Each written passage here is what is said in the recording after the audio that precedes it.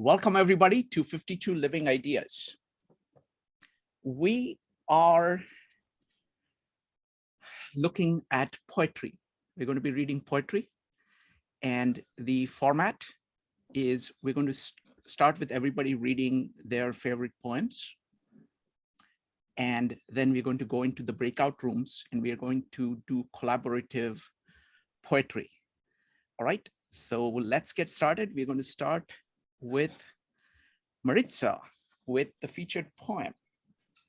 Folks, sorry about that. Give me, if you would like to share your poem, go ahead and type exclamation mark in the chat. It can be a poem that you like, or you're welcome to read your own poems. Go ahead, Maritza. Hello and good evening. Just so you guys know, when you read the poem, I'm making links to share to our hyperbook. If you do read a personal poem, I will reach out to you and ask you for permission to write it and make a link to it in our hyperbook. I do make it a PDF, so it's not editable, it's just viewable. So the featured poem today is Smoke in Our Hair by Ofelia Cepeda. She's from the Papago Nation here, a native tribe to the United States in Arizona. Smoke in our hair. The scent of burning wood holds the strongest memory. Mesquite, cedar, piñón, juniper are all distinct. Mesquite is dry desert air and mild winter. Cedar and piñón are colder places. Winter air in our hair is pulled away, and scent of smoke settles in its place. We walk around the rest of the day with the aroma resting on our shoulders. The sweet smell holds the strongest memory. We stand around the fire. The sound of the crackle of wood and spark is ephemeral. Smoke, like memories, permeates our hair, our clothing, our layers of skin. The smoke travels deep to the seat of memory. We walk away from the fire. No matter how far we walk, we carry this scent with us. New York City, France, Germany, we catch the scent of burning wood. We are brought home. This poem makes me think of the scents that take me home. I am, first generation here in the United States. My family hails from the tiny island of Puerto Rico, and there sometimes you'll just be walking along and there will be a scent that'll just smack you upside the head and trigger that memory as though you're back home. And so when I read this poem, I felt like I really understood what the author was saying. That it doesn't matter how far you go, one scent is all it takes to take you right back home. Sometimes a sound can do the same. So that was my reason for sharing this poem. I think that so often, so many of us have scents as triggers for memories, hopefully mostly good memories, but we all know every now and again, there's the less happy memory that creeps its way in, and a scent can bring that to us as well. And it's the fire smoke is also really interesting because for those of you who have a lot of hair, or even if not, because sometimes in the clothes, a campfire is amazing. It's great. But then when you leave, you just reek of smoke and it's really hard to get out your hair. And it's like, if you had a great time, you can smell it for like a couple of days later, still on your, somehow a little bit either on your hair or your skin. But it's good memories. It almost feels like, it's enveloping you. And so that was my reason for choosing to share this poem with you guys today. Thank you. Wonderful. Maritza, I grew up in India, and India is tropics, and tropics is full of smells. And very distinct smells. And smell as a sense is one of the oldest of the senses, and it hits you far more powerfully. And it's like, it's completely below the conceptual level. So it's like, you suddenly say, what is that? And there is this familiarity that you have. So I can, about fruits, flowers, all kinds of, what happens when it has just rained, the way in which there is a smell of the fresh rain, which is very unique when the monsoons start. It is very, and it's a very special time because it is associated with water finally coming.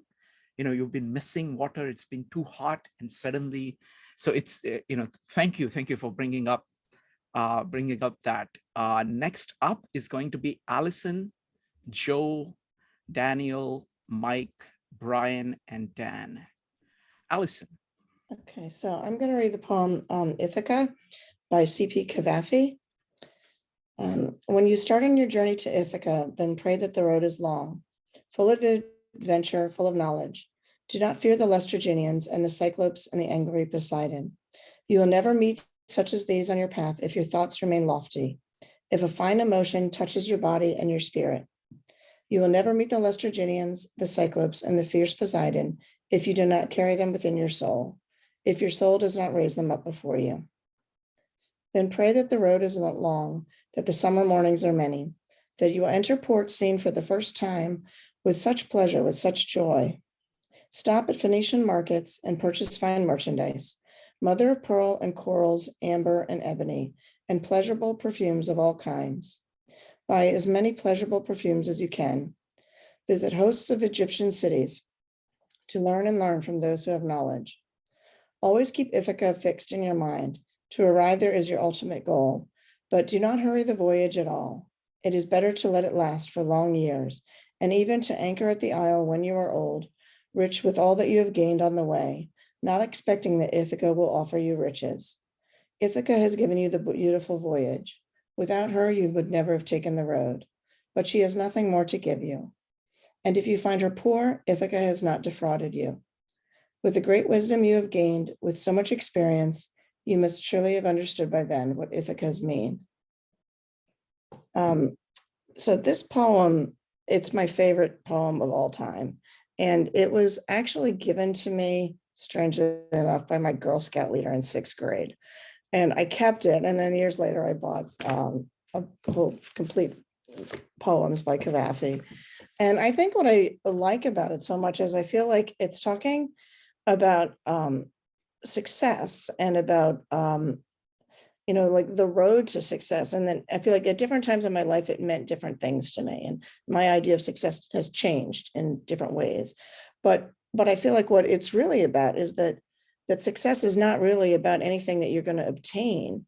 It's about the journey, and it's about enjoying everything along the journey.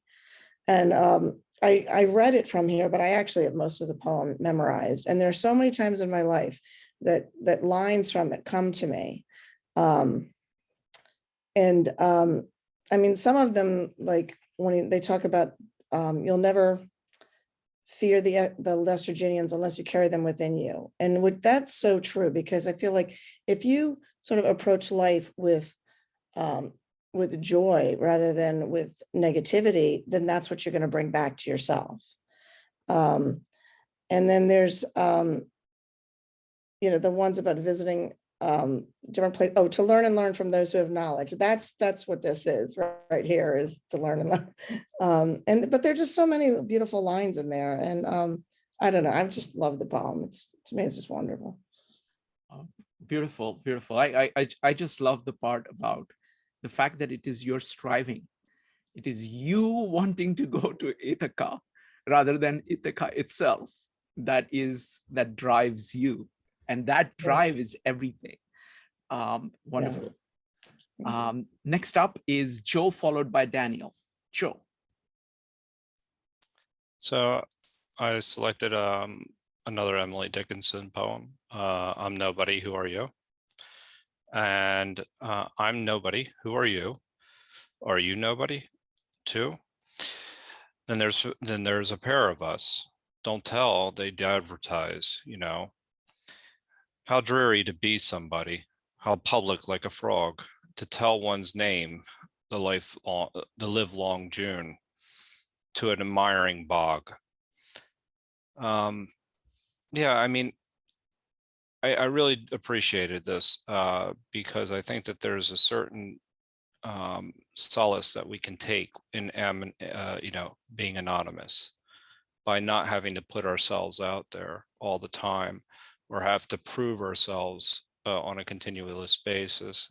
Many times I find, and especially today in a day of social media where people are putting themselves out there and, kind of all the time talking about all the things that they're doing, but just people in general that have to say what they do in an inauthentic way is kind of really, I find, fuels a disconnection in society. You have to listen to them, and it's kind of unfortunate because it's more about them than it is about the actual content of what they're saying.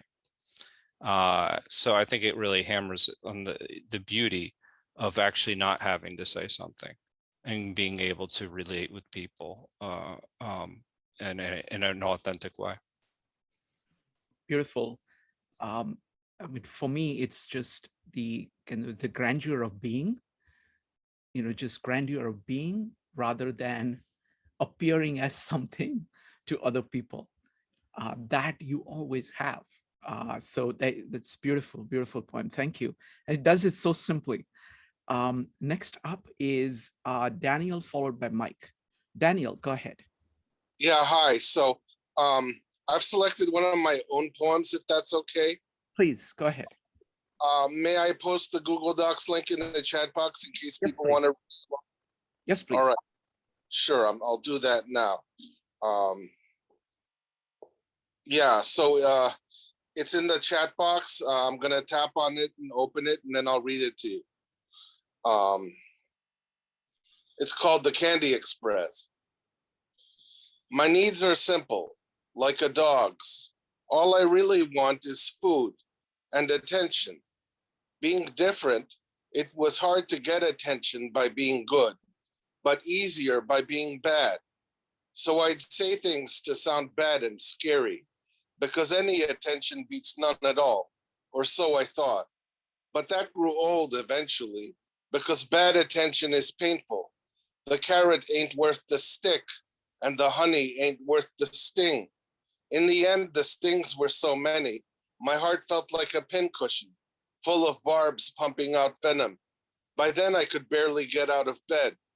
The hurt got too much to bear, and attention of any kind seemed no longer worth pursuing. So I hid and turned to books. Books should be your friends, Ma always told me, because she knew that no one else wanted that role. So I read, and I got really smart, or so I thought, but not enough to get attention. So I turned to fantasy and to daydreams, and I hid there for a while. It was a refuge for me, and a safe one, until it wasn't anymore. The fantasies made me hate the world even more than I did before, because they made the real world look even uglier by comparison. And not only that, the things I'd fantasized about made me scared I'd be punished just for my thoughts alone. So in the end, only food remained. It tasted good going down, never called me names, and never said no. There was always food around, and it was easier to get than attention. Plus, it didn't come with a sting, or at least not right away. But over time, it made me heavy, and it made me sick, and it made it even harder to get any attention at all. So I added tobacco, and it kind of helped, but I couldn't say bye to food, and now they both own me. And there are other bad things I could have tried but didn't, which is good, but these two are more than enough to kill me. Now I'm on my way out, or at least it feels like it, and looking back at my life, I didn't make good use of my time. I have a few friends now who care and give me attention, but it's too little and too late. The horses have fled the barn. I needed more of that earlier, when it mattered most, because all I can show for being here is a bunch of bad habits. Yeah, I wrote a few poems like this one, but when the curtain drops, is that really enough? Some say there's a guy upstairs who will make things right when I meet him, if I only believe. That sounds good, I guess, But I've read too many books and filled my head with too many ideas. And now that pill just won't go down. So what's left for me then? Just the grave, I suppose. After I've said my goodbyes, I guess I'll just fade away. I'll hop on the Candy Express, a train to nowhere, filled with all the chocolate I could ever hope to eat. The train came to me in a dream, and I got on, rode it, and was happy. It'll be a long, slow ride to nowhere, but for once, at least I won't be hungry. Thank you. Thank you, Daniel. Appreciate you. that. Appreciate that. It's really heartfelt. Thank you. Next up is going to be Mike, followed by Brian. Mike. I selected a poem by Robert Browning called Meeting at Night. The gray sea and the long black land and the yellow half moon, large and low, and the startled little waves that leap in fiery ringlets from their sleep. As I gain the cove with pushing prow and quench its speed, I, the slushy sand. Then a mile of warm sea-scented beach, 3 fields to cross till a farm appears. A tap at the pane, the quick, sharp scratch, and blue spurt of a lighted match, and a voice less loud through its joys and fears.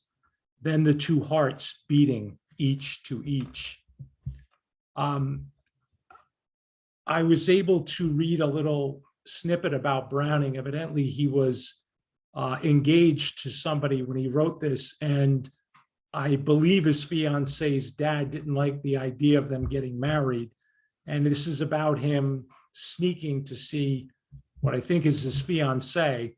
And as so much of this is new to me, I just noticed the structure of the poem, and I'm sure some of you would know the name for how it's phrased, but the words ending in each sentence, it's ABC, and then the rhyming begins CBA. So it goes ABC and then CBA, and the second stanza is the same, it's ABC, CBA. So I'm just starting to pick up some technical aspects of the poetry, which I like and I don't like. I like the fact that I'm learning so much here. I have real beginner's mind with poetry, but at the same time, I don't want to become or feel too technical early, because I'm getting natural visions myself from reading poetry and hearing all of you in my mind. And what I thought here is what he's writing about. So he's in a boat and he's going at night through the waves, and he's on a beach, and he still has to walk over a mile and then through a farm area to finally get to see his fiance in the dark with a little tap on the pane. And, you know, I was married and, you know, been in relationships, and it's amazing how early romantic love, you will almost do anything for, you know, you will walk 2 miles on a beach, you know, over scorpions, and you'll tap on that window. And then if you've been married or in a relationship for 10 to 12 years, sometimes if your significant other just asked you to get milk from the fridge for their cereal, you just put your hands up sometimes and go, oh man, that's such a chore, you know. And it's just amazing what this guy did to, you know, tap on his fiance's window. I really enjoyed this poem. Wonderful. Thank you, Mike. Let's see. Next up is going to be Brian. Okay. Oh, by the way, does anybody know the pattern? Allison, do you know the ABC CBA pattern, or anybody knows? Just go ahead. I mean, it's actually called ABC CBA. That is what it's called. But it's a lyric poem. So when it has a rhyming pattern and it's telling a story, it's a lyric poem. Yeah. Wonderful. Thank you. Next up is going to be Brian. Brian, go ahead. Okay, well, I've had a last minute change. I was going to read my favorite poem by my favorite author, but when I tried it out, it takes nearly half an hour to go through it. So I thought I'll skip that for tonight. And what I'm going to read is another one, which is very short and actually very sweet, I think. It's normally read with an accent, but I'm not good in that area, so I'm going to read it as it's written. and it's by a gentleman called Ravi Bonds. And its title is My Louvre. So here we go. Oh, my Louvre is like the red, red rose that's newly sprung in June. Oh, my love is like the melody that's sweetly played in tune. As fair art thou, my bonny lass, so deep in love am I, and I will love thee still, my dear, till the seas gang dry. Till the seas gang dry, my dear, and the rocks melt with the sun, and I will love thee still, my dear, while the sands of life shall run.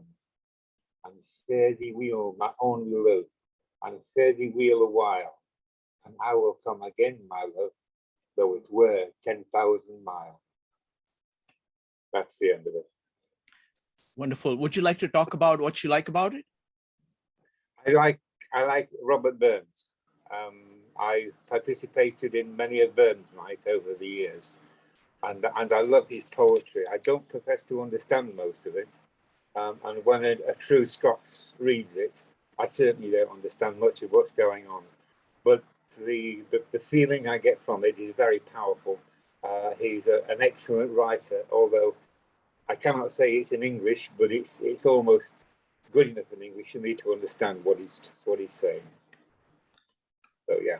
Wonderful. Thank you. Thank you, Brian. Next up is Dan. Dan, go ahead.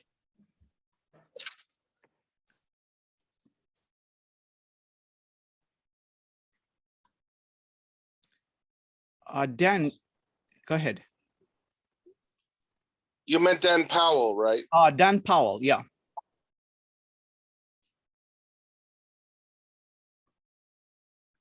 Okay. Dan Powell, give me a second. What's going on? Yes, go ahead, Dan. Give me just one moment. My Zoom window restart. Okay.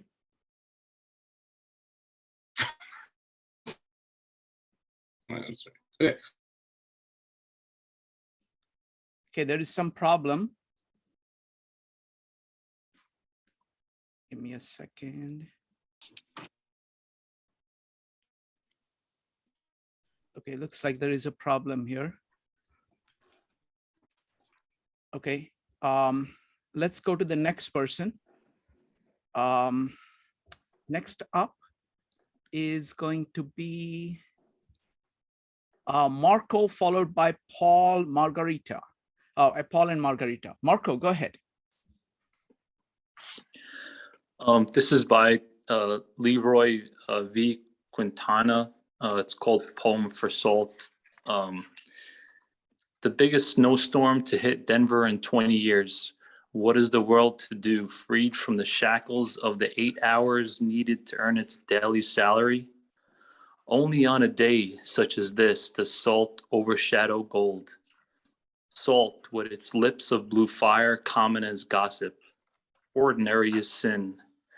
Like true love and gasoline, missed only when they run out. Salt spilling from a blue container a young girl is holding, along with an umbrella.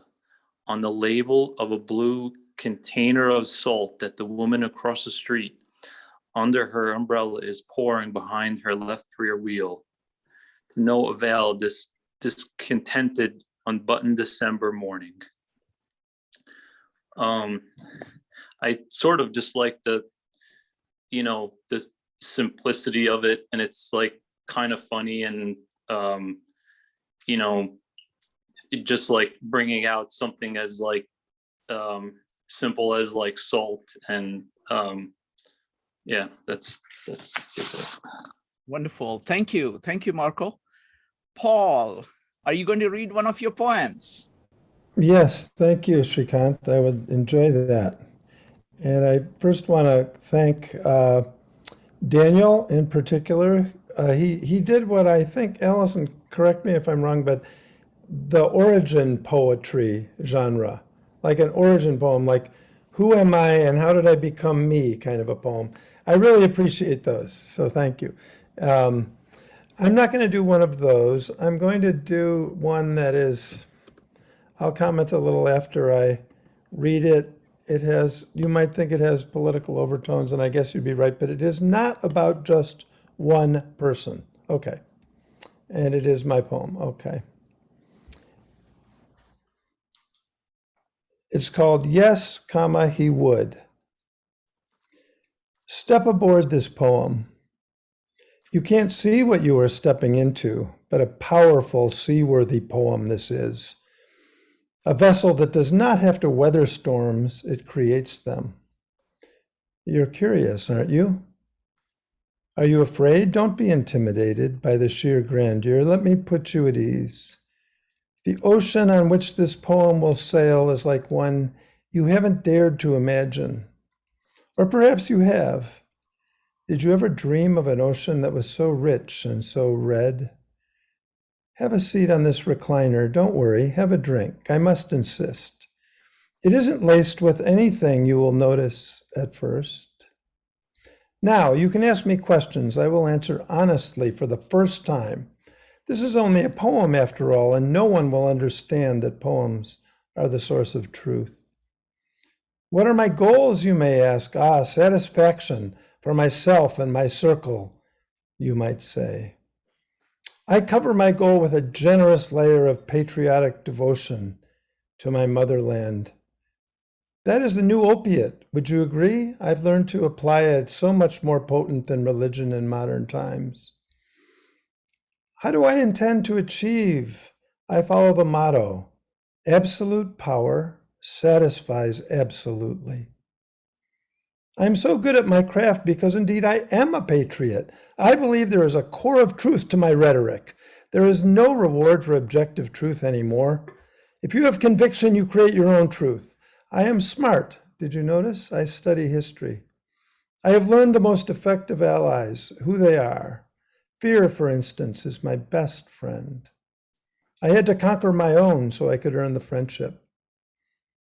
However, I've mastered both the carrot and the stick. Would you like a trip to outer space? Your dreams can come true, but you will also be taking fear with you. I have your spacesuit and my remote control. You don't want to go to spinning into oblivion, do you? Do I worry about retribution for my actions coming to me? Karma does not work the way you think. It is completely unreliable for delivering justice. That is why I have to deliver it myself. But I make sure I benefit as I deliver it. This role has its upside measured in the trillions. Absolute power satisfies absolutely. You like my smile, don't you? I have friends like myself all over the world, but none are my equal in hypnotic power. I'm getting my strength from a place far deeper than you can imagine. It's from a well you like to pretend does not exist. What happened to those others, by the way? Well, it doesn't matter if it was an accidental drowning or a hammer to the head. You're just as dead, right?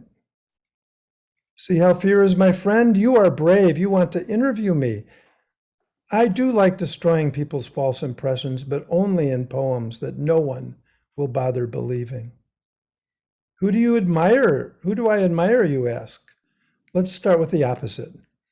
I despise the cowardly, the pitiful, such as those who think that they can appeal to me to end human suffering caused by my policy or my plan. If you try to accommodate me, I will destroy you with pleasure and have contempt for your ignorance. If you try to resist me, I will destroy you with pleasure and have contempt for your weakness. If you try to attack me, I will destroy you with respect for your courage, but the result will be the same. Glad you are aboard. I bring to this ship poem not only the vessel, but the ocean of blood it sails on. I feed it by keeping many rivers flowing. Absolute power satisfies absolutely, and I'm more like you than you think. You agree with me. You want the same, but don't know how to get it. Watch and learn. I learned by study. I had to find the heart of compassion, but not to kill it. You can't kill it entirely, but you can learn to switch it on and off. I love my wife and my pet standard poodle. I learned that's what it means to be a man, as the soldier learns. Once you have killed one and felt nothing, you have gained the power. It makes no difference if one dies or a few million at your hand. That's the poem. Wow. I'm sorry for bringing such darkness potentially into, but I just want to say one or two things about it. I want to say that. Take your time. It's wonderful. It's wonderful. Please go ahead. Okay. I think we need to understand the motivations of the people who can pull the big triggers and who have the power. And notice that it's a pattern that's repeated through history. Nothing's new here. It's not caused by, for instance, religion and all these texts that have wars in the religious books. There's people that completely threw out religion and they're doing the pattern. What is it? So I'm exploring it in a pretty dark way in that poem. That's it. Thank you. Wonderful. Thank you. Thank you, Paul. The thing is, this is an opportunity of seeing things about human experience, human potentiality that people have not seen before. So thank you. Thank you for bringing in a fresh new angle and one done so vividly. So thank you very much. Really appreciate that. Next up is Margarita, Faizan, and Rose. Margarita. Hi, I want to read another poem from Indonesian poet. I want to share it in the chat because perhaps if you want to read it. So this is by Asrul Sani, one of the best poet, nationalist poet in the 40s. Letter from Mother. Go to the wide world, my dear child. Go to live free. As long as the wind is still a stern wind and the morning sun shines on the leaf in woods and garden fields and green fields. Go to the high seas, my dear child. Go to the wild while it's the day, not yet evening, and the colors of twilight, it's yet reddish. Close the door of the past. If the shadows start to fade and the sea eagles return to their nest, the wind blows to the continent, the poles will dry on their own, and the captain has mastered the sea. You may return to me. Come home, my dear child, come back to the night. If your ship has come close to the shore, we will tell a story about love and your life in the morning. So a bit about this poem. So Asrul Sani come from West Sumatra.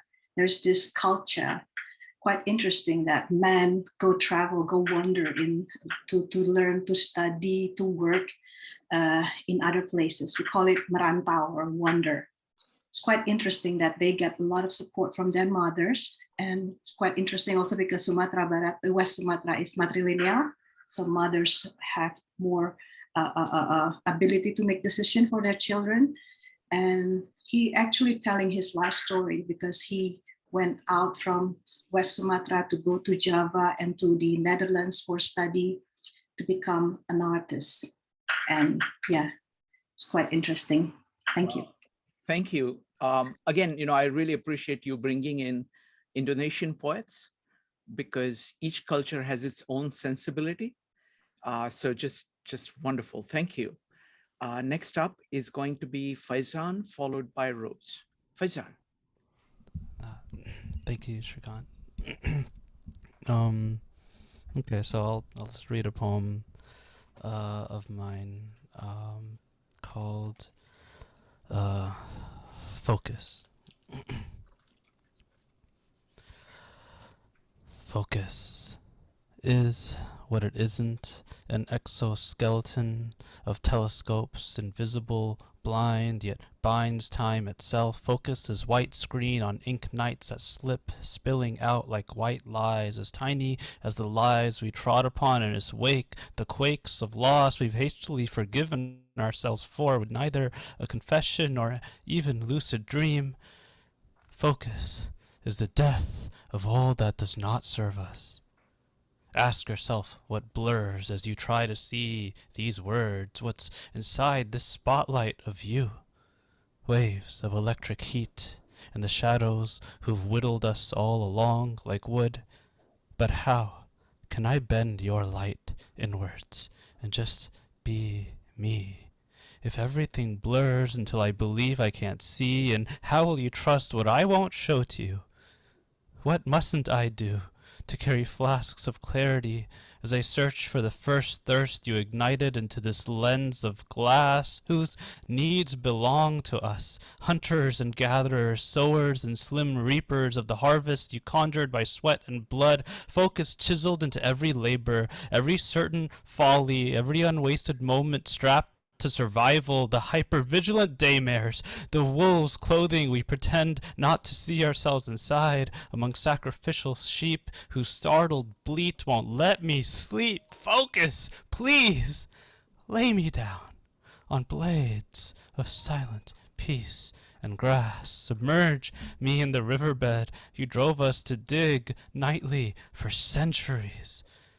Let our souls soak pickled. Focus.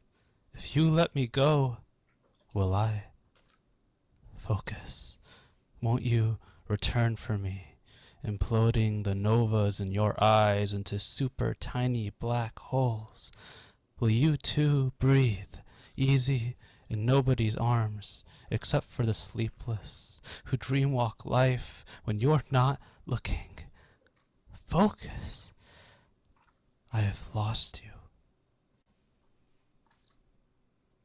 Beautiful. Thank you. Thank you. Thank you, Faizan. It's just amazing. It's just amazing. Thank you. I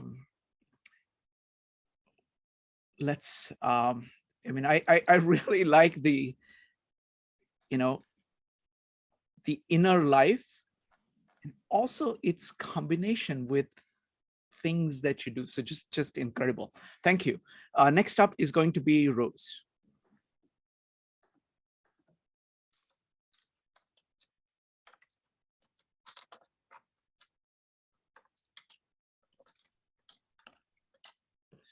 Give me just a second. I think there is, okay, Rose, go ahead. You can unmute now. Hi, thank you. Hi. I'm going to read a poem that I discovered not long ago, maybe like 2 weeks ago, but 2 or 3 weeks ago, and it quickly became one of my favorite poems. It's by Edgar Albert Gust. And it goes something like this. Give me a single day, I ask no more. From dawn to dusk, that is time enough to reach the goal that I am striving for. There is no need of further putting off the little deeds of kindness I may do, the little words of kindness I may say. I need no distant morrow to be true. Give me a single day. Give me a single day to live my life, for that is time enough for smiles and tears.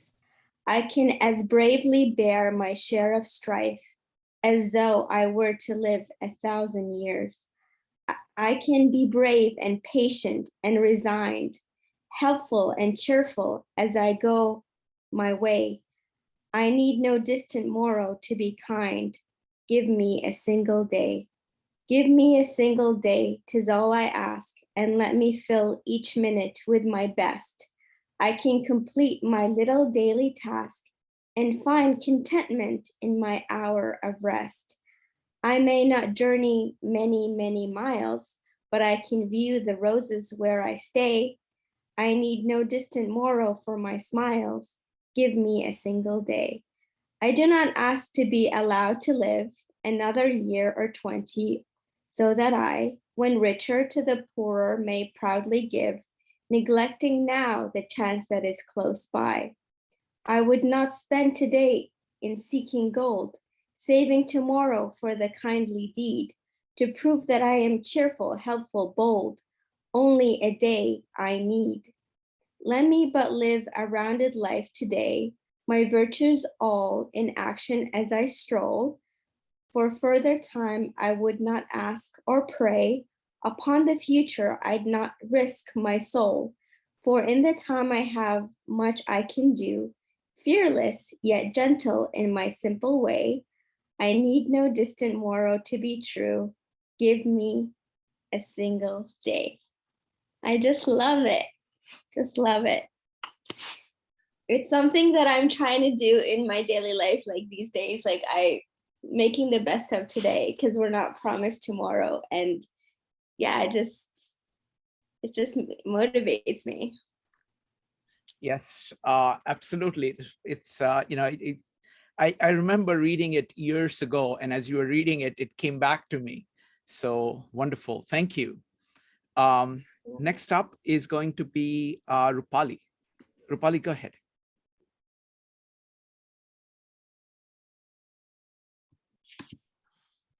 Hi, Shrikant. Hello, everybody. So I'm going to share one of my poems. The poem that Maritza, you read about smoke in my hair. There are so many memories we carry with us from where we come from. And this is a poem about my childhood from my ancestral home. Can I share the Google Doc, Shrikant? Would that be okay? Yes, you want to, okay, give me just a second. Let me go ahead and make you a co-host. Go ahead. Okay, give me just 1 second.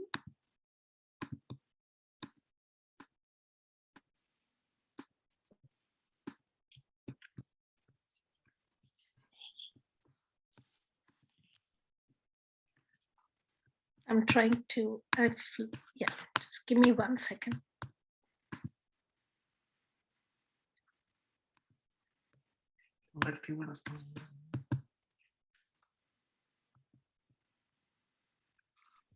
Okay, so this is a poem about my ancestral home. A hollow shell today, echoes of glories past, of a lady so gay, and love ever steadfast, of a loving man with features smart, who smilingly can win many a heart. They're 5 little children. Look, they're grown up now, tell stories full of fun, so to them we all bow. Who is it that I hear calling me from above? Bambered? No, it's merely my fear. Sun, rain, and monkeys too poured down the open roof. Jump rope, marbles, and a swing. Loudly my heart would sing.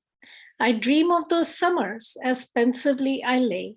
Wistfully my heart stirs as I see that shell today. Thank you. Wonderful. Thank you. Thank you, Rupali. Really appreciate you doing this. I was a little bit scared when you were saying you're going to stay a poem. I thought you were driving. So wonderful. All right. All right, folks. Next up, let me see. All right. Next up, we're going to do breakout rooms. So Maritza, do you want to introduce the breakout rooms? Yes, I have the 1-pager I will throw up on the screen momentarily here. So we are doing similar to the format we did last week at the inaugural trial of our collaborative poems. Let me do one thing. There was Dan P who had all kinds of technology problems. Can you go ahead and stop sharing the screen? Let's see if he wants. Yes, is Dan back? Yes, absolutely. Dan, are you back? And you want to try to see if you can make it work now? Give me just a second. Let me make sure everybody can unmute. Go ahead, unmute and go ahead. Thank you so much. There was a number of things going wrong. At the time, I managed to download. Dan, sorry, Dan, your audio is terrible. So I can't hear you. Okay, let's go ahead Give me just a second. I don't know what's going on here. Okay. All right. All right. Maritza, go ahead.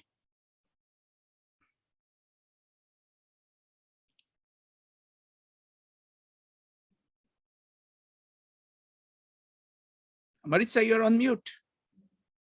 Yep. Sorry about that. Okay, so this here is the what we're doing today. We're going to the focus word that we're giving you today is redemption.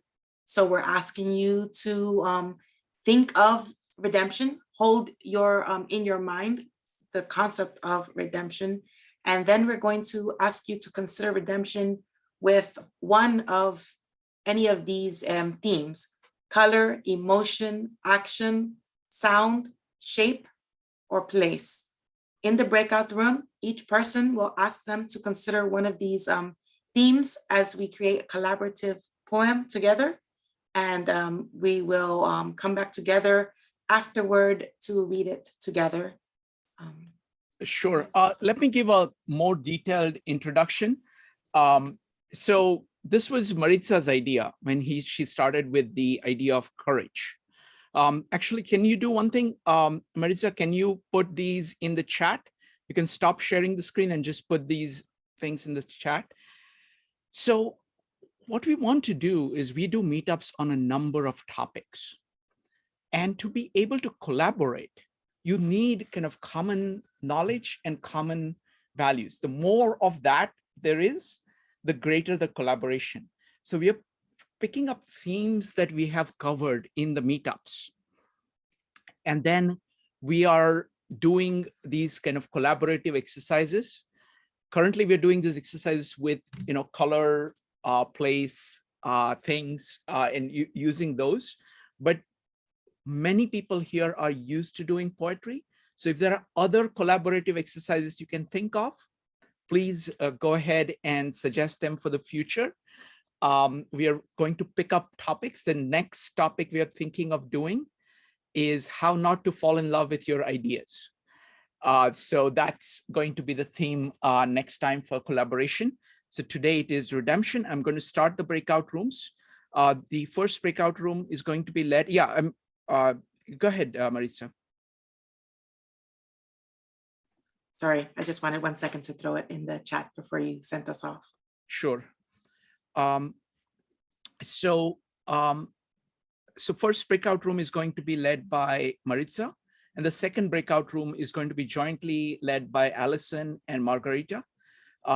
And just help people. We're going to do it for about 20 minutes. Was 20 minutes enough last time, Maritza and Margarita? What do you think? Would 20 minutes was too long, too little? It felt like not enough, but the poems came out really good. So I'm going to say it was just fine. Let's do 20 minutes. Let's do 20 minutes this time. And we will take feedback for the next time. Okay, starting the breakout rooms now. Just a second. Allison or Margarita, do you guys have any questions? Just to make sure, it's only 4 lines stanza. It doesn't have to be like more. So only 4 lines. Is that correct? Margarita, Maritza, go ahead and unmute. It can be as many or as little as you want. Usually it's 1 stanza per person is what we're looking at. Oh, 1 stanza per person. Yeah, so that each person can contribute 1 line. Sorry. Like that. Okay. Not 1 stanza per person, right? It is. Yes. 1 stanza per person. Okay. No. Just a second. Maritza, it's 1 line per person, right? One line per person. 1 line per person, not 1 stanza per person. Oh, no, I'm sorry. Okay, good. Well, if you guys can I didn't catch I was saying that. Man, I don't think 20 minutes is enough for 1. All right. Okay. Allison, any questions from you? Yeah. Does each person get a different thing? So like one gets color, one gets emotion, action, so on? Yes. That's right. Okay. Yes, and I would recommend people to make their own choices, whatever suits them. If two people take the color, the way in which they're going to approach the color is going to be different. So I think that would work too. All right, starting the breakout rooms now. Welcome back, folks. Welcome back. All right, so we'll start with what happened in the breakout rooms. How about you want? How about we start with Margarita and Allison, and then go ahead. You can talk at length about what it was like, what is the result, all of that. Go ahead, Margarita and Allison, the floor is yours. Allison, maybe you can go first, or? All right, well, we talked about movies for a little bit, and then we finally got started.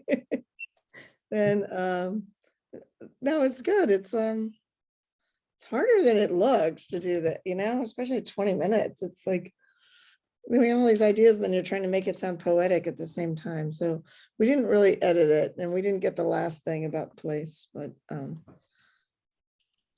don't know. Go ahead, Margarita, your turn. Is it still here in the chat? Because we wrote this whole No, thing. not yet coherent. I think we need more time because we take it so easy to talk about ourselves in feeling and sensing this redemption. Yeah. Okay. Okay. So maybe we can. We don't. So it's up to you. If you want, you can read it. Otherwise, we can talk about redemption as a topic. So whatever. Or would you like to read it, or would you not like to read it? Maybe after Maritza first. Okay. I will try my best. Okay, so my group decided to name themselves, the Renegade Okay, I named us the Renegade Poets. Fair. So we started. It was actually kind of fun. We decided that we would collaboratively come up with lines, and really people just randomly threw out lines, and I wrote them in, and then I randomly threw my own line in because I felt like it. And then when we had each of us thrown a line up, we started playing with it. And somebody's like, oh, move line 3 to line 4. Take line 4 and split it into 2. Take line 2 and split it into 3. And so we did that until, almost the last call. But what we came up with was quite lovely. And it seems so much more compact than all the cutting and dicing that we did to it, that I'm so impressed with us. So here's our poem. Redemption sounds like forgiveness, but it doesn't behave like forgiveness. Wilton fire-colored petals fluttering to the ground, my feelings in turmoil, turning upside down. Branches of redemption spring from roots of regret. I'm saved, oh what joy. After holding up the weight for so long, my shoulders relaxed. I'm redeemed. Wow. Wow. Yeah, my Wonderful. group was pretty badass. But it didn't, we looked like we were just happy meat choppers while we were doing it. It was kind of funny. All right, so go ahead. I'm sorry. I just cut and paste ours into my notes, and I'm deleting everything where it says who's speaking. And then give me a moment, and then I can read it, or sure, if that's okay. It's pretty long, actually. Hold on.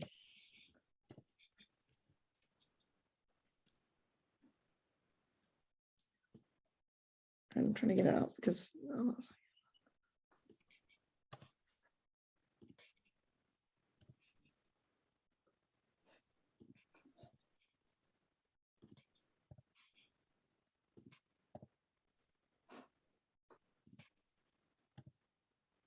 all right.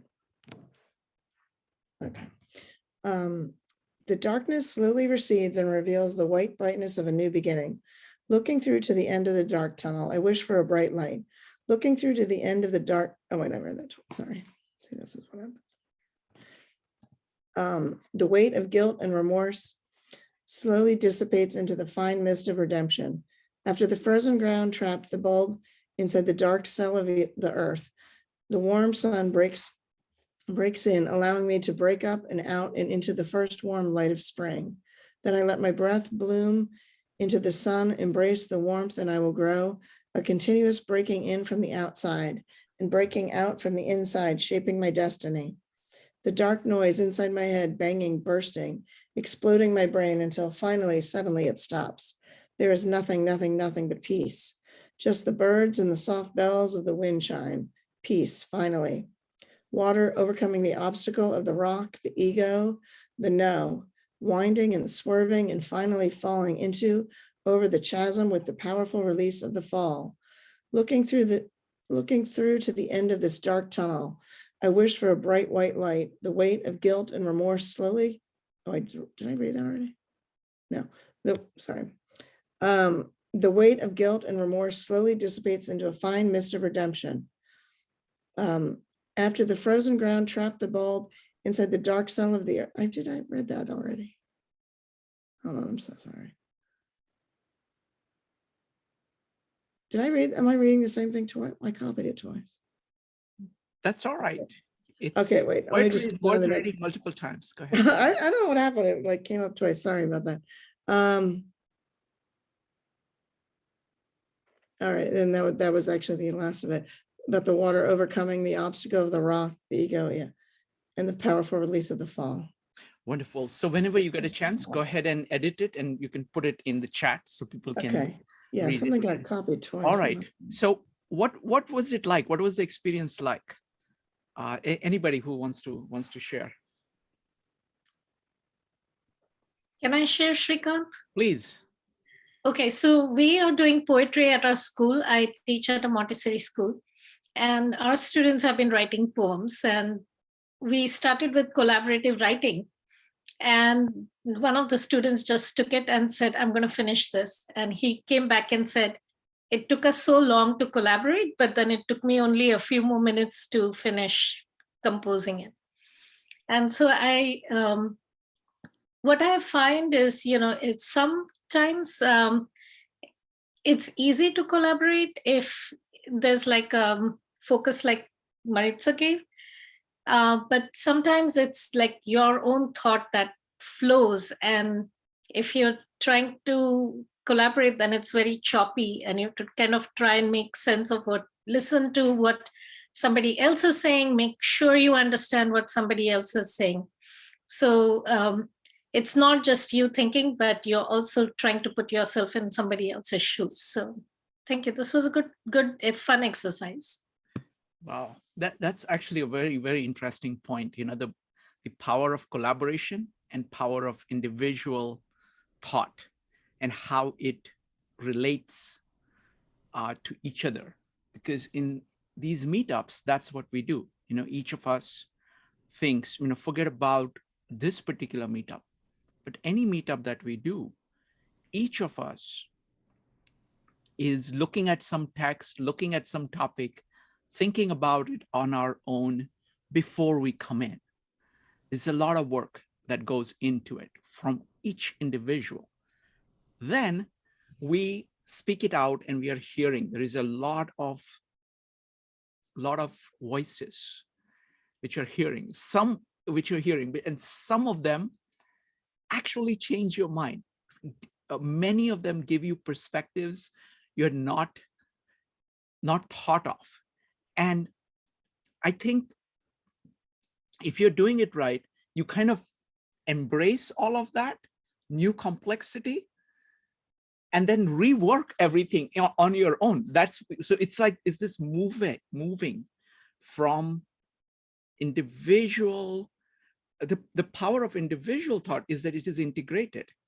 It is integrated by a perspective that you have. You're bringing everything together. And then suddenly you're now exposing yourself to this entire mass of thoughts.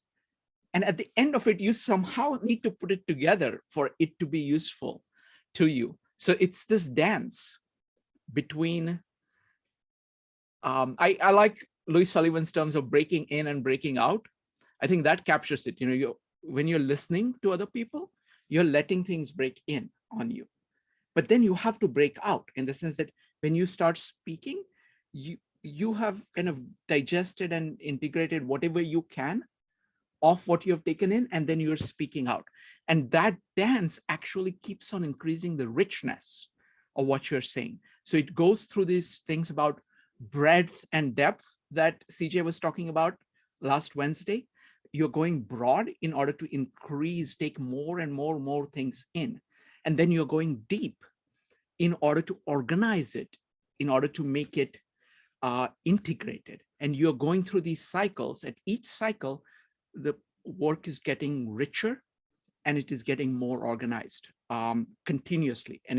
But it goes through these things, and you have to be okay with both the phases of exploring and then kind of condensing. Beautiful observation. Anybody else? What is the experience like?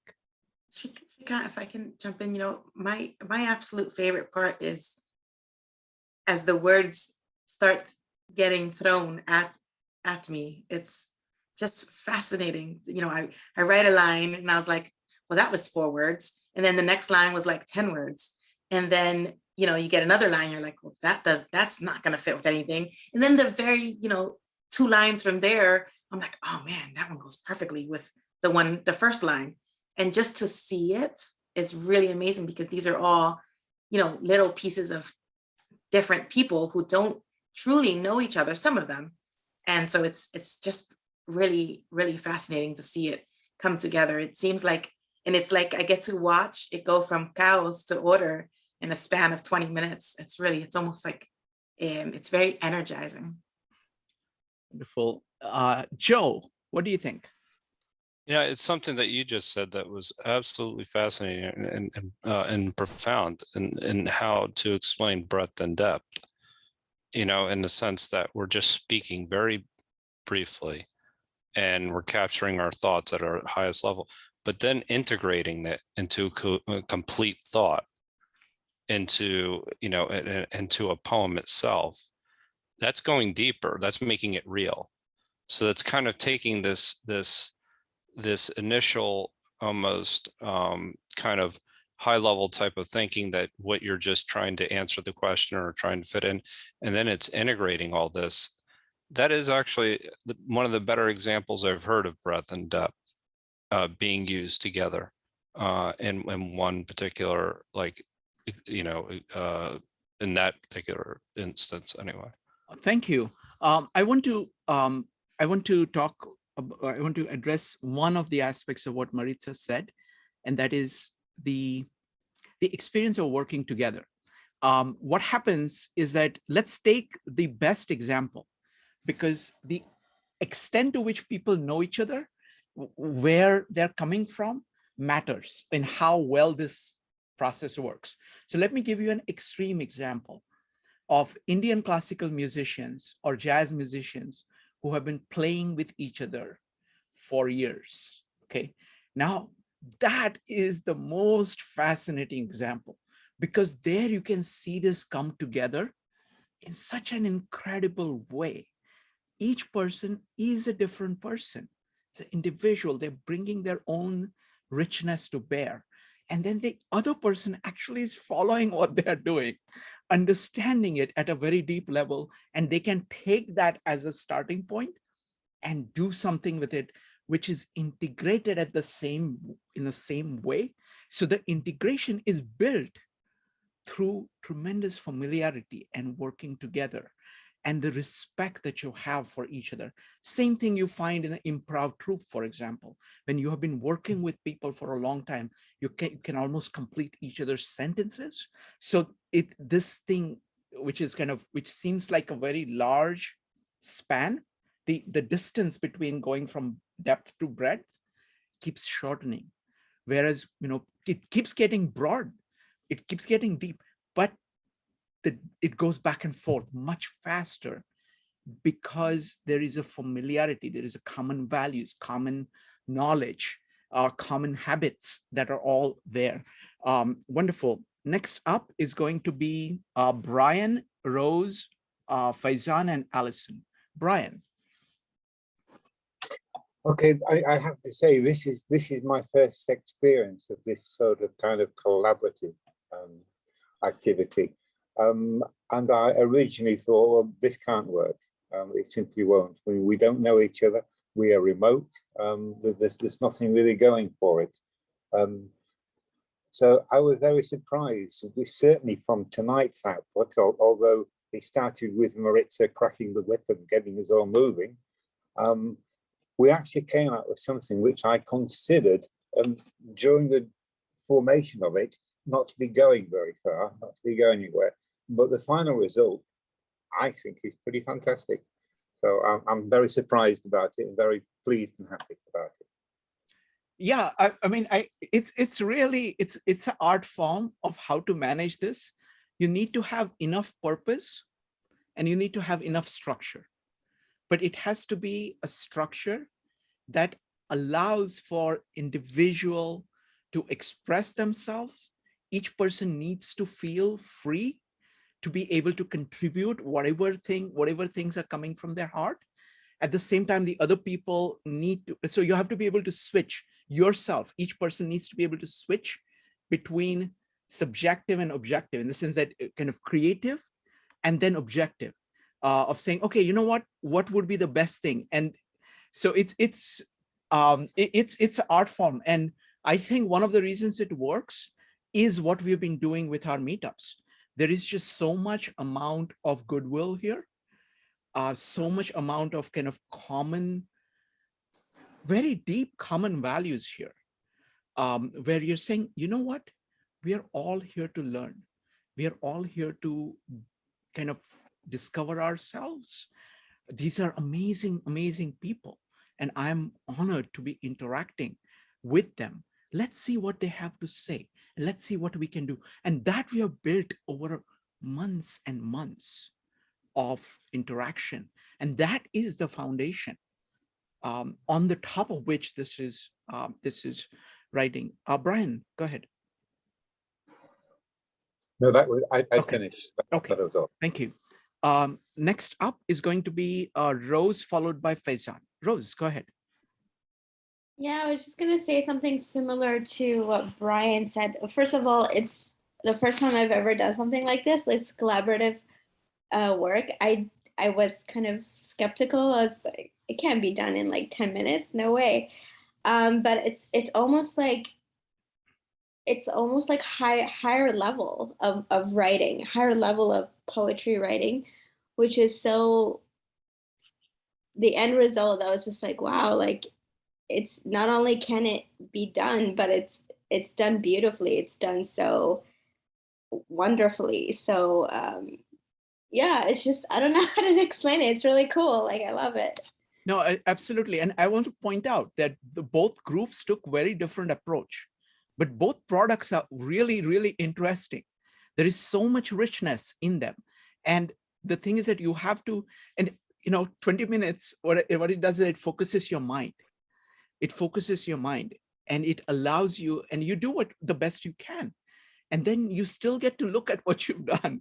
And so wonderful. Thank you, Rose. And I especially appreciate your contribution, because you're new to our group, and still you could come in and get all this value. So which is great. Thank you. Next up is Faizan.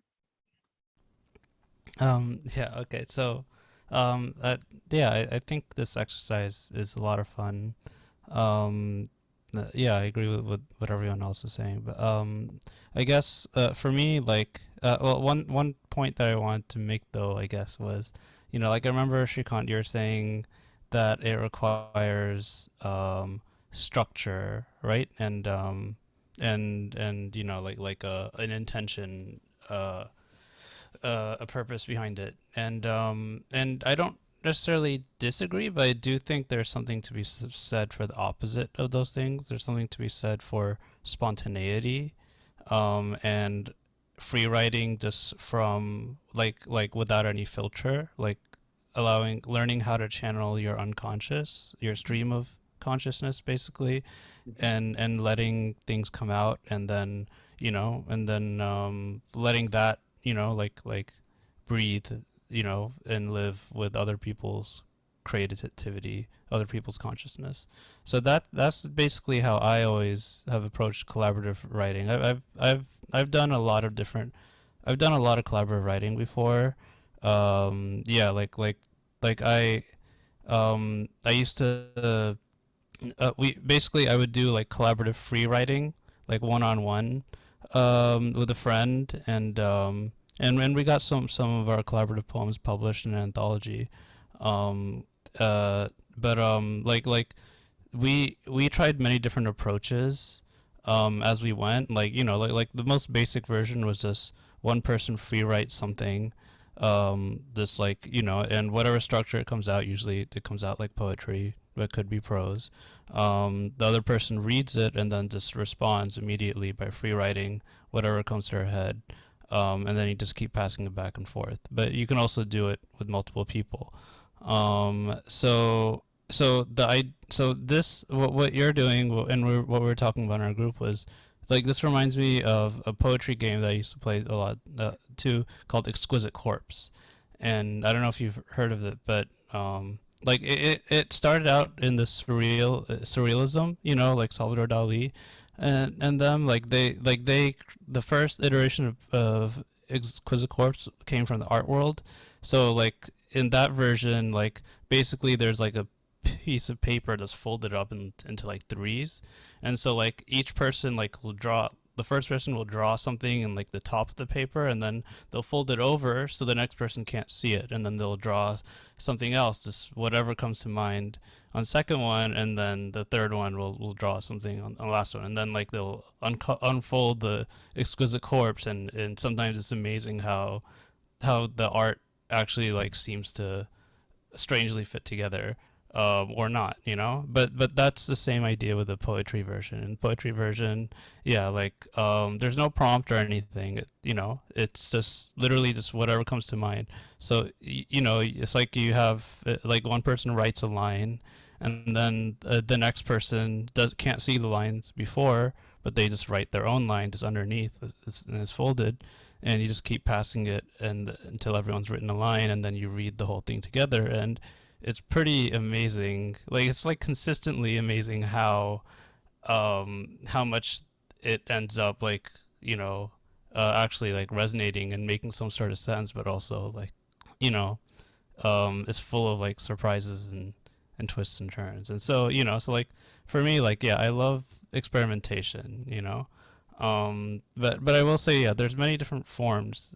Like there's also the Renga, you know, which is Japanese collaborative poetry using haiku, and well, basically it's basically like tankas that are written, you know, in turns, and you know, like that is really fun. But you know, yeah, like I've thought of different like ways to try to experiment with it, but you know, I don't want to, you know, I don't want to hog the mic though, but you know, yeah, no. I just think, Faizan, yeah. Faizan, the thing is that we're just getting started on poetry.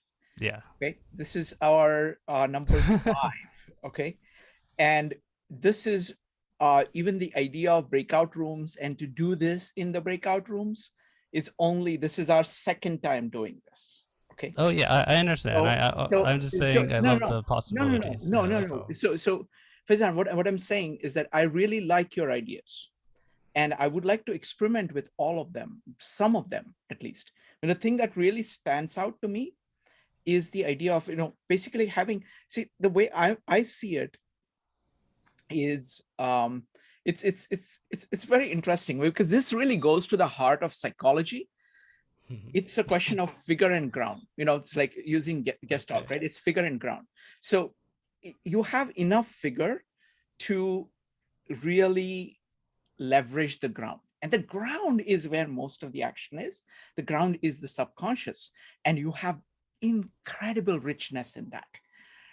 So if you have enough of the figure, many times the commonality comes from the character of people. It's like, you know, if you're doing this with a friend, over time there is a commonality that is there between your values, between your personalities, between your way of operation, that serves as an implicit integrating mechanism, so that you don't need any explicit, because you have that large supporting mechanism keeping things integrated within the context of which the subconscious happens.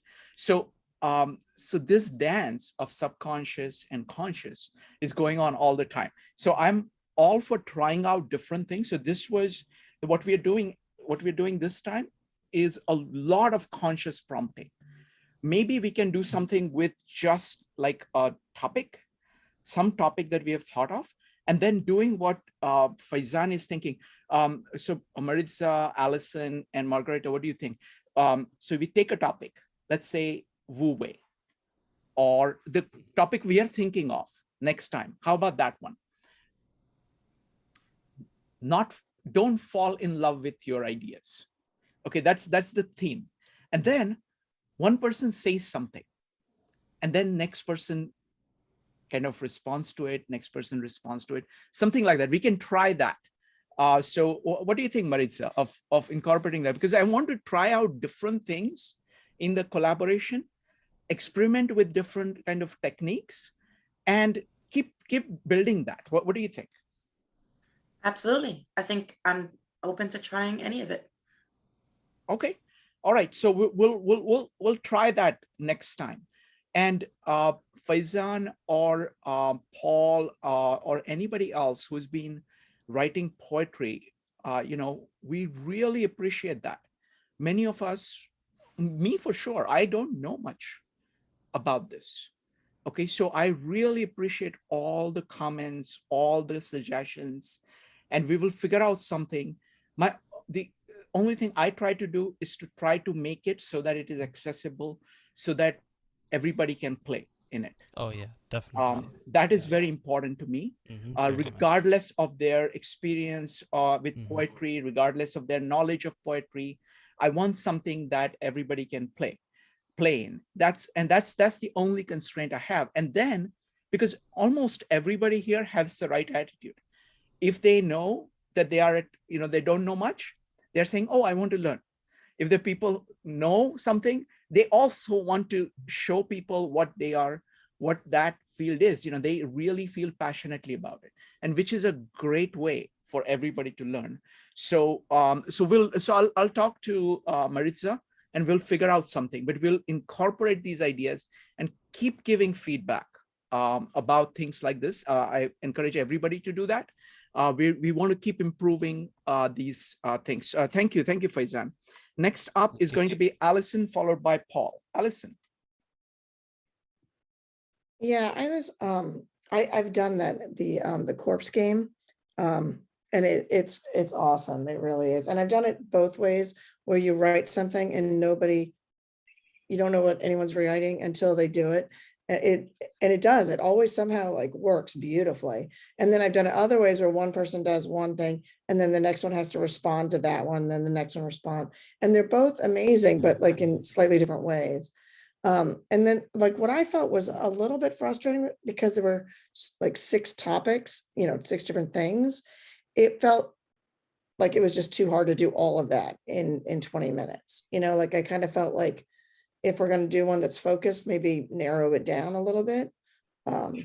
So one suggestion I have is that as facilitators, you can make those decisions. So no matter what we go into the breakout room with, you are the people running the breakout room. So you can say, okay, you know what? Let's just do 3. Let's just do 2. Or let's just do 1. It doesn't matter. You guys can modify the assignment in any way you want. We didn't do all 6 of them.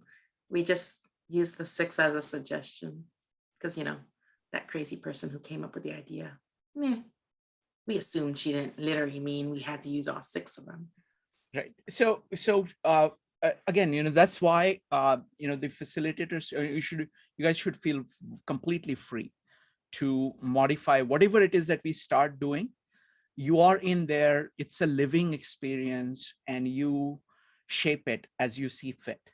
And the thing is that we have full confidence in you. That's why you're the facilitators. So you just do whatever you think is proper. Does that make sense, Allison? Yeah, absolutely. Yeah, I didn't realize that. I was like, oh, we got to get to the next one. Okay. No, don't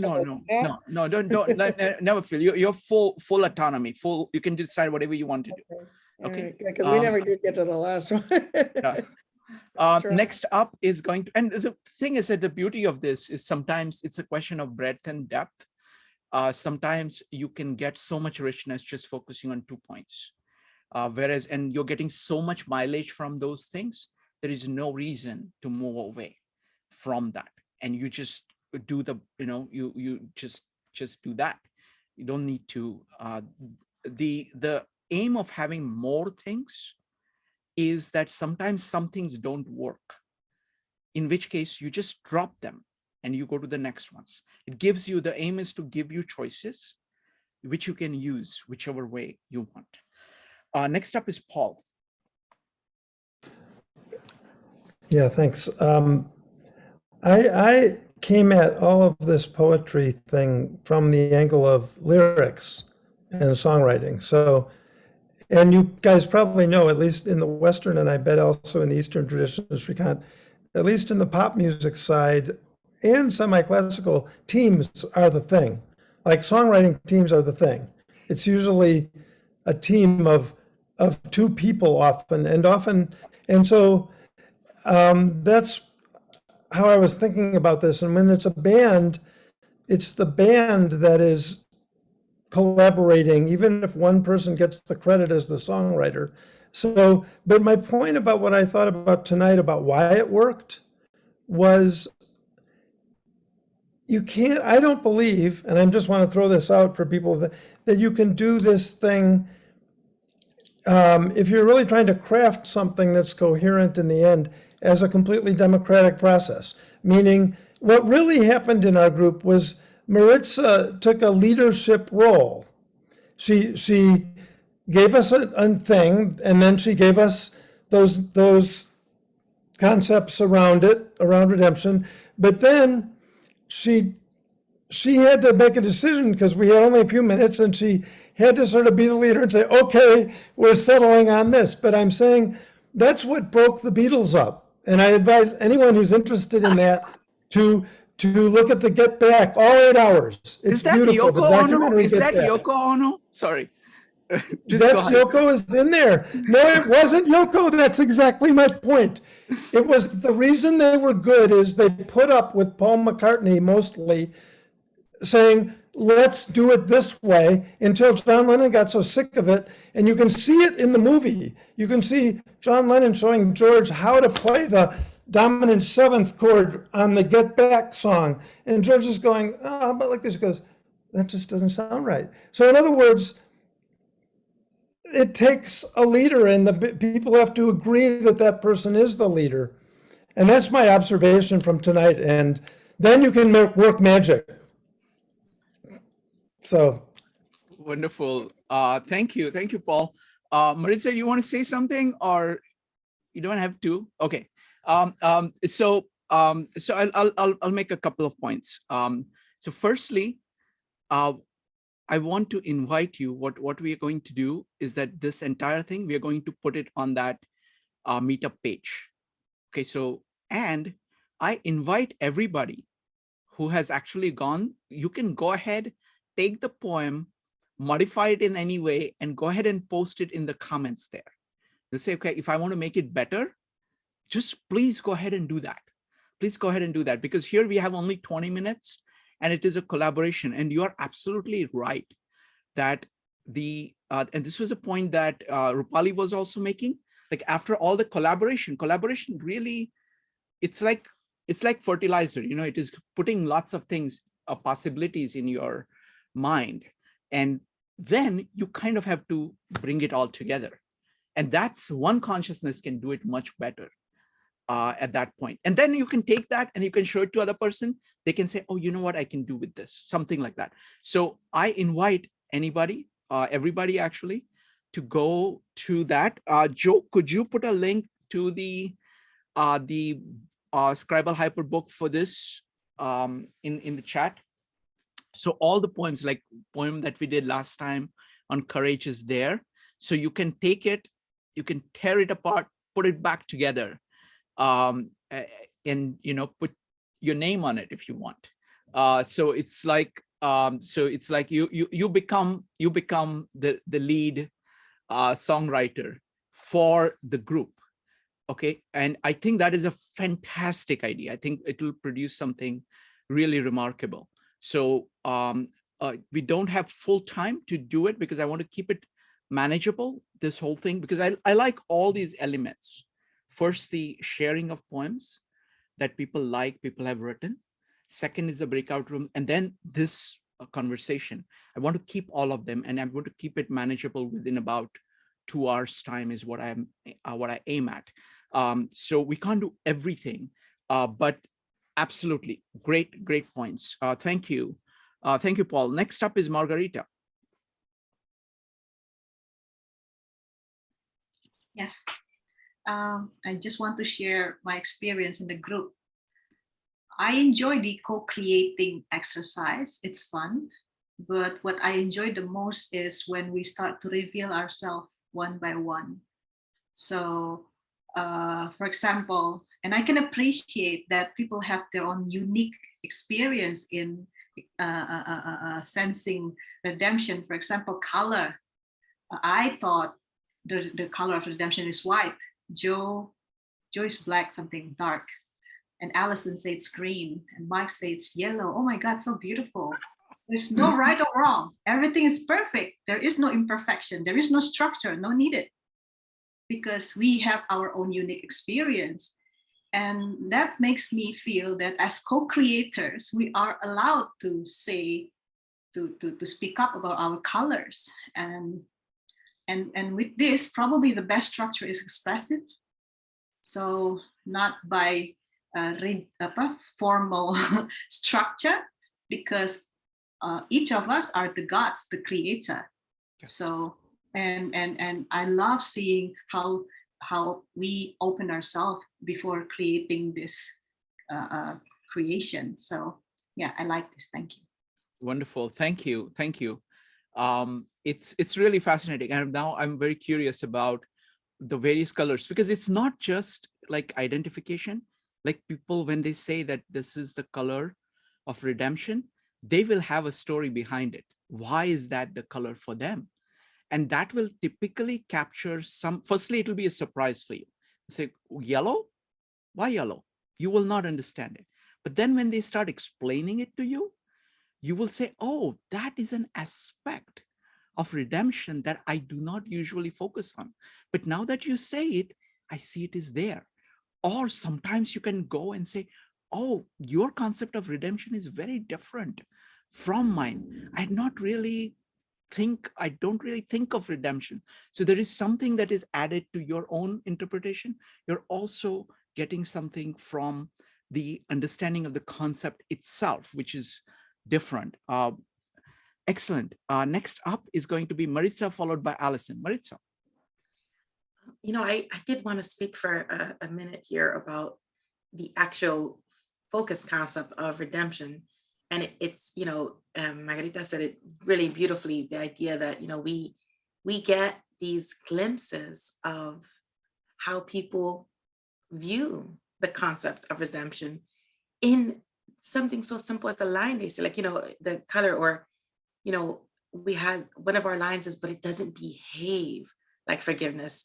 And that seems innocuous, but the depth that you would imagine that comes from, it's so it's really fascinating. And for us, the the line we had with color was fire colored. So apparently it's so fire colored is our idea of redemption. But it's just to see all the different ways. And I really like it, because if you ask somebody, what are your thoughts on redemption? I don't think you get anything as deep or as personal as what is revealed for us today with these two collaborative poems. And I think that's part of the beauty of this exercise, that we get, it's like indirectly, we get really in-depth views into how everyone thinks about this concept. Faizan, you had something. No, I was just agreeing with Maritza, and I want to note that I'm pretty sure, and correct me if I'm wrong, but that line, that second line that said, but redemption does not behave like forgiveness, like that was that was in reaction to the first line, you know, yeah, that was comparing redemption directly to forgiveness, and that line came out just spontaneously. Like the person just said, "Oh, I have a line," and then they just said that just immediately in response to reading that first line, and that's spontaneity right there. That's just like letting your unconscious just. We also tried to separate. What it wants to say, yeah. Mm-hmm. We tried to separate those two lines, and everybody collectively was like, no, that Yeah, feels they wrong. just went together. They need to be Exactly. together. It was a couplet, really. Yeah. So let's do Allison, your comment, and then I want to look at redemption and see, look at what we learned about redemption. Allison, go ahead. Yeah, one thing that I thought was really fun was like, and they're throwing out all these ideas. Like I was typing, and like Joe it's like going back, but he's like judging this and youngness and like throwing out philosophy like all over the place. And then I tried to, you know, prettify it and make it poetry. And that was really fun to kind of combine these two worlds of it, you know, and I don't know, I really enjoyed that. Yeah, no, that's fantastic. So now the question I want to ask you is, I'll ask it in a expansive way, so you can pick up any aspect of it. So we're talking about redemption. What is it that you expressed that you really liked? What is it that somebody expressed that really surprised you? What is it that kind of stays with you? The color, for example, color of it, or you know, I'm really curious about why people think of different colors for it. Anything that really stood out. I mean, all of these are just kind of general, pointing to questions about general ideas about what really stood out for you, whether it came from you or somebody else. Please go ahead and share. Go ahead and type exclamation mark. You can talk for a minute or two. You can take time to talk about what really stood out for you as a result of focusing on redemption. So go ahead and type exclamation mark if you'd like. Joe. Yeah, it was an interesting exercise because I'd actually done an exercise with what's the Pixar one time. It was this idea of it was a kind of a creative writing course, and they said, you know, choose 3 movies, go on an island, and you'll find out about something about yourself, where you are in your life. One of the themes was redemption, and one of the continuous themes in there was the reason I had mentioned this idea of darkness with being redeemed is because that you're confronting something almost, and this is the Jungian, you're confronting the shadow, you're confronting the muck in order to be redeemed. So you're doing the redeeming in this case. So it was an interesting exercise in that way, but there's also the obvious reverse of that, which would be a redemption from the light, you know, from coming into the light. And what does that mean? What is being released? What is left behind? What has died? What have you, you know, what? And, you know, you think of the Karl Popper, but quote, you know, one of the things that we allow our thoughts to die so that we can live. And so that there's this, you know, that you're being redeemed through death in a way. So that there was a lot that had come up in our back and forth, so that I thought about quite a bit. But it's a fascinating. I mean, we've done quite a bit with that with this, even in the Jordan Peterson series. Thank you. So yeah. Thank you, Joe. Anybody else? What are you walking away with? What really struck you? Just vignettes, if you want.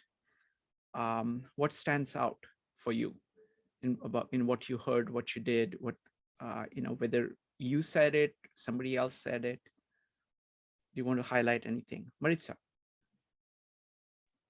So Shrikant, interestingly, in our poem, one of the lines that I think is it's just beautiful. It also, personally for me, it's one that there's a dissonance inside myself that I'm still processing. So the line is branches of redemption spring from roots of regret. And I just think it's beautiful. But the word regret tied with roots, for some reason, it causes a dissonance in me, because it's like, I was like, oh, that's beautiful. I want that. And I was like, wait, I don't want regret. And so in my mind, I'm thinking, do I need regret for redemption? And for me in general, I tend to think of redemption more like the phoenix, where you are burning to the ashes something that requires a rebuilding. So like it needs a new structure so that it can be better and more beautiful when it comes up again. And so I'm trying to, I just think it's a beautiful line, and I love that it's there.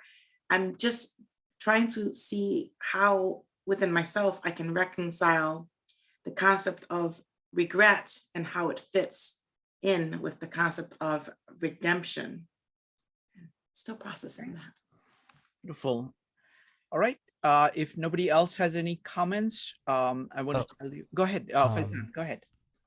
Okay, I guess Please just to go ahead. try to respond to that, because because that was the line that I wrote, and I guess like for me, just the way like this is kind of, I guess, just to give you some context and maybe some my thought process was that when I think of redemption, like to me it implies a narrative. Like redemption can only happen like after a fall, after something, like something has to happen, some conflict or some disappointment or failure or regret needs to happen before you can move to redemption. So like the word is within one word, it's describing an entire story, and so so I guess for me, like yeah, the way I thought of redemption was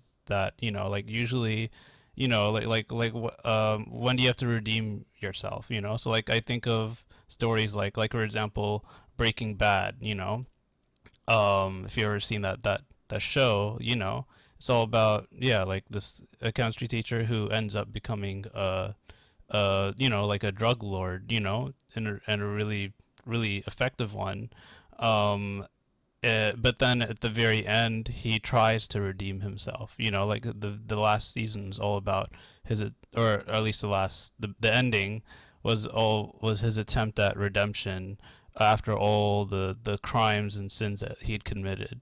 So like so I guess like for me, like the way that I interpret that kind of thing, the way I approach redemption is from a point of like, okay, like if you've done things that are like things that need to be redeemed, if you've like hurt someone or like committed a crime, like you can't redeem yourself from it unless you regret it first. Like as long as you justify it, as long as you think that it's right, you're never going to redeem yourself. You can't, it's just like an apology isn't real unless you actually like do like regret the thing that you did, right?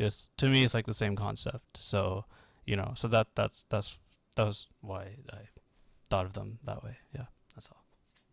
Oh, wonderful, Faizan. I mean, it's kind of realizing you kind of have to start by saying, okay, I did something wrong, and kind of accepting of that as a starting point of saying, okay, now I need to do something to fix it. So there is kind of acknowledgement of the negative. I mean, in the biblical terms, we're looking at Gospel of John, and it's very clear because it's like you're saying that I was focused on the periphery. I was focused on the things that really did not matter. And that took me away from the core of me. In order to redeem myself, I have to say no to those things in order to have full life. So excellent point. Next up is Joe. Yeah, I think that's a really important point. It's just there's an idea of being self-aware. that you're actually doing something wrong. And then you're going through that process. It's an internal process that you need to do in order to be redeemed. So there's another phase, which is actually accepting the responsibility for what you do is wrong. Mhm. So, and there's this, there's, a wisdom mass component as well, is that it's actually knowing the difference between what is right and what is wrong, because some people clearly can't make that distinction. So they justify whatever they're doing. So there's no redeeming that's necessary in their own personal mind. They go through a lot of madmen that would, that would justify their actions. So it's an interesting process when you think about what redemption actually entails. It tells, you going into this, being self-aware, taking responsibility, and then actually knowing what it is that you're trying to overcome. Wonderful. Thank you. Thank you, Joe. All right, folks. So next time the theme is actually, sorry, I'm so sorry. Go ahead, Faizan. Go ahead. So it's just that the poem, that is put up in the chat. I feel like we, like I guess, if I there's part of me that wanted to, to read the whole thing out loud, because I was reading it and it's a really beautiful poem, and I feel like we weren't able to. So yeah, okay. So let me just read it real quick and we can close on that. Okay. Redemption. I am in the dark. The noise inside my head, banging, bursting, exploding my brain, a continuous breaking in from the outside and breaking out from the inside, shaping my destiny, until suddenly it stops. The weight of guilt and remorse slowly dissipates into a fine mist of redemption. After the frozen ground trapped the bulb inside the dark cell of the earth, the warm sun breaks in, allowing me to break out. Looking through to the end of this dark tunnel, I wish for bright and warm light of spring. Then I let my breath bloom into the sun, embracing the warmth. I flow. Like water, overcoming the obstacle of the rock, the ego, the no. Winding and swerving and finally falling over the chasm with the powerful release of the fall. And there's nothing. Nothing but peace. Just the birds and the soft bells of the wind chime. Peace. Finally. Beautiful, beautiful. Faizan, that was wow. That was pretty good. Wonderful. Could we do one thing? Faizan, could you read the other poem also? Can you, Maritza, can you put it in chat? We need to read the other poem. This is funny because I was, well. What's that? I was the. Probably sick of reading I'll it. let Maritza. We made him read it like 10 times. I was the sounding board. All right. Okay. Here we go. Redemption sounds like forgiveness, but it doesn't behave like forgiveness. Wilting fire-colored petals fluttering to the ground, my feelings in turmoil turning upside down. Branches of redemption spring from roots of regret. I'm saved. I'm saved. Oh, what joy.